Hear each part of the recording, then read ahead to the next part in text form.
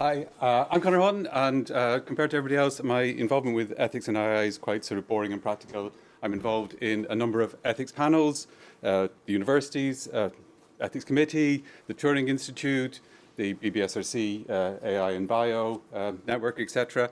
And so I'm kind of involved in a day-to-day way in trying to decide whether projects are ethical or not, often projects involving AI. Also, in my work, I'm interested in working out how it is that AI machines do what they do. Here's, a diagram of the sort of thing where we try and take apart the insides of a transformer in a mathematical way and understand exactly what's happening. So my involvement is largely practical, but I'm not a practical person. And I think what I've started to think in thinking about these things is that we are underestimating or not being distracted from the sheer enormity of what's happening with AI. And I think that should affect the ethical framework that we bring to bear on these problems. When I was a boy, I would often wonder what it would be like if we met an alien. And I think in some ways, that's what's happened. We need to think about AI as a discovery rather than just a technology.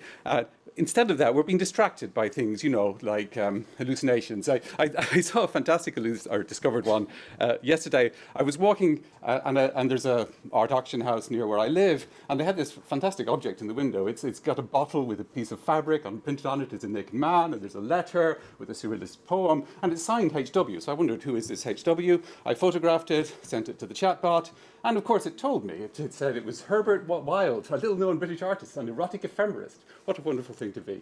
It told me about his life. He was, it was a pseudonym. He was in clubs. He made homoerotic objects for his friends. He took the name Wilde for Oscar Wilde. It seemed amazing. I look forward to going into the art auction house and showing off to the auctioneer that I knew all of this about Herbert Wilde, except for then, when I looked further, it turned out, of course, the machine had made the whole damn thing up.